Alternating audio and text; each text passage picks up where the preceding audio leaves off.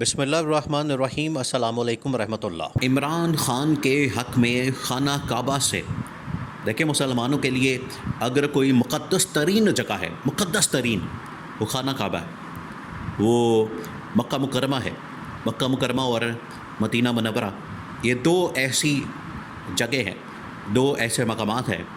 دو ایسے یہ جگہ موجود ہیں اس کائنات کے اندر، دنیا کے اندر۔ مسلمانوں کے لیے یہ بڑی مقدس ہے۔ آج خانہ کعبہ سے بہت بڑی گواہی عمران خان کے حق میں آئی ہے، اور اس گواہی نے ثابت کر دیا ہے کہ عمران خان واقعی میں بے قصور ہے، بے گناہ ہے۔ اب گواہی کیا؟ آپ ذرا امیجن کریں کہ خانہ کعبہ کے اندر یہ اتنی بڑی گواہی عمران خان کے حق میں کیسے آ گئی؟ یہ اللہ تعالیٰ کی مدد ہے، یہ اللہ تعالیٰ کی غیبی مدد ہے۔ عمران خان کو آپ جتنا دباتے ہیں، عمران خان کو جتنا کنٹرول کرنے کی کوشش کرتے ہیں، عمران خان کو آپ جتنا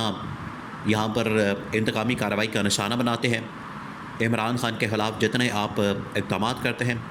لیکن اللہ تعالیٰ کی جانب سے غیبی مدد عمران خان کے شامل حال ہو جاتی ہے۔ اس میں غیبی مدد کیسے آئی اور خانہ کعبہ سے کیسے اتنی بڑی گواہی آئی، یہ آپ ذرا امیجن کریں، اتنا بڑا معاملہ یہ ہے۔ 9 مئی کے مقدمات آپ کو پتہ مسلسل چل رہے ہیں پاکستان کے اندر، ان کو وائنڈ اپ کرنے کے لیے، ان کو نمٹانے کے لیے، اور عمران خان کے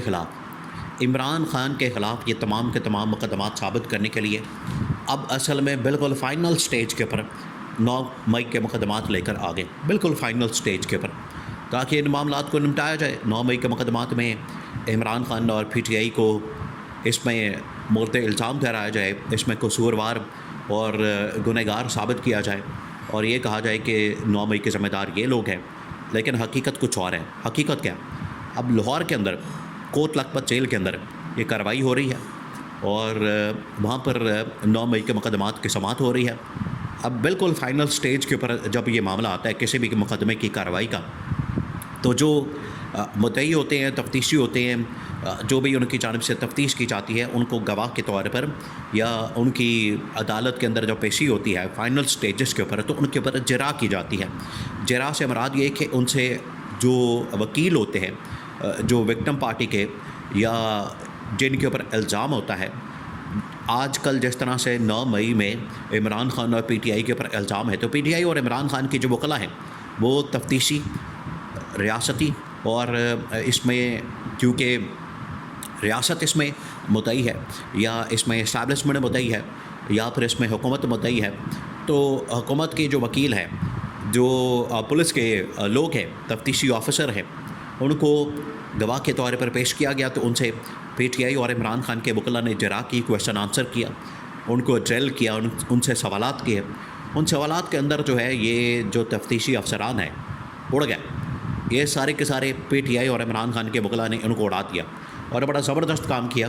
عمران خان اور پی ٹی آئی کے وکلا نے۔ اب سچویشن کیا بنی ہے، سیناریو کیا بنا، وہ آپ نے سمجھنا ہے، وہ آپ دیکھیں۔ آپ ذرا امیجن کریں کہ کوٹ لکھپت جیل کے اندر جہاں پر شاہ محمود قریشی موجود ہے، شاہ محمود قریشی کے اوپر بھی آپ کو پتہ ہے کہ 9 مئی کے مقدمات ہیں، وہاں پر ڈاکٹر یاسمین راشد، وہاں پر جو محمود رشید ہے، وہاں پر سینیٹر اعجاز چودھری ہیں، عمر سرفراز چیمہ ہیں، یہ وہ تمام لوگ ہیں جن کے اوپر 9 مئی کے مقدمات ہیں۔ اب کوٹ لکھپت جیل، ایک تو ان کے جب بھی مقدمات کی سماعت ہوتی، کارروائی ہوتی ہے، وہ جیل کے اندر ہوتی ہے، بالکل اسی طریقے سے جس طریقے سے عمران خان کے مقدمات کی سماعت اڈیالہ جیل کے اندر ہوتی ہے، بالکل اسی طریقے سے شاہ محمود قریشی لاہور کے اندر جتنے بھی 9 مئی میں نامزد ملزمان ہیں، ان کی جو کیس کی پیروی ہے، کارروائی ہے، وہ کوٹ لکھپت جیل کے اندر ہوتی ہے، کیونکہ یہ سارے ملزمان وہاں پر موجود ہیں، وہاں پر قید ہیں۔ اب جب پی ٹی آئی کے وکلا اور پی ٹی آئی کے وہاں پر عمران خان کے وکیل پہنچے، تو آگے سے تفتیشی افسر، اب ایک لاہور سے جو انسپیکٹر ہے وہ پہلے پیش ہوا، اس کے سامنے جب یہ 9 مئی کے معاملات کھولے گئے، اب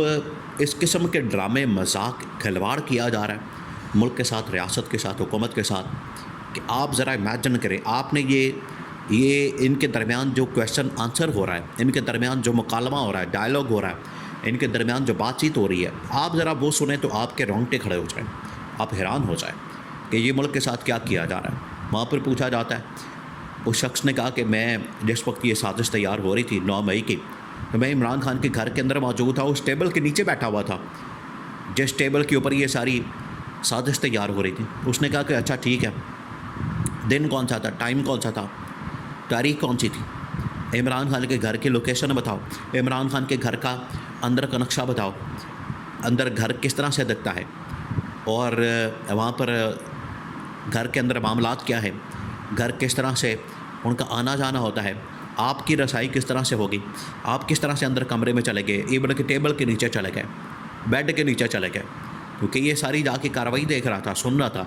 اور یہ سازش جہاں پر تیار ہو رہی تھی اس کو دیکھ رہا تھا، تو کوئی جواب نہیں اس کے پاس۔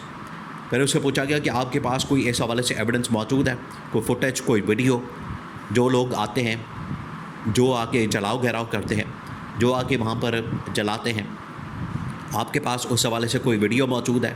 کوئی ایویڈنس ہے، کوئی فوٹیج ہے، کوئی سی سی ٹی وی ہے؟ اس نے کہا کہ نہیں، میرے پاس ایسا کچھ بھی نہیں ہے۔ پھر وکلاء نے کہا کہ آپ نے کس بنیاد کے اوپر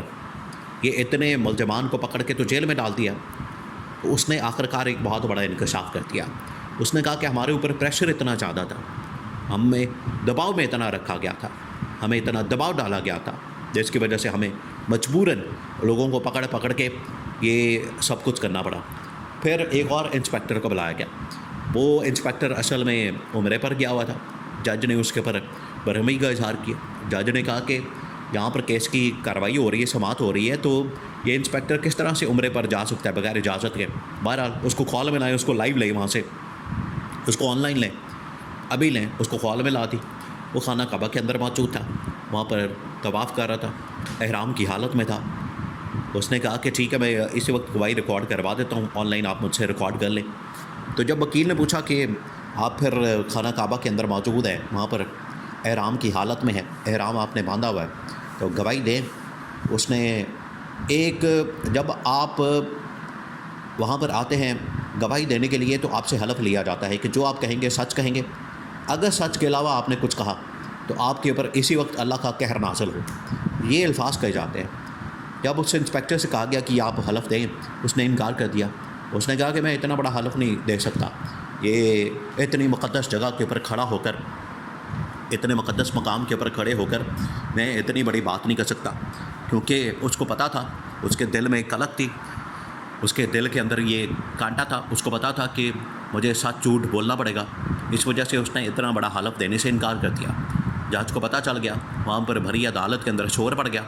یہاں سے آپ اندازہ کر سکتے ہیں کہ عمران خان کے حق میں کتنی بڑی گواہی آئی کہ جب اسے حلف دے کر سچ بولنے کا کہا گیا تو اس نے انکار کر دیا، اس نے حلف لینے سے انکار کر دیا کہ میں الفاظ ہی نہیں یہ بول سکتا اتنے مقدس مقام کے اوپر کھڑے ہو کر، اگر میں الفاظ بول دیا اور بعد میں نے جھوٹ بول دیا تو یہ تو میرے کھاتے پڑ جانا ہے، یہ تو میرے گلے پڑ جانا ہے۔ تو یہ بہت بڑی گواہی آئی عمران خان کے حق میں۔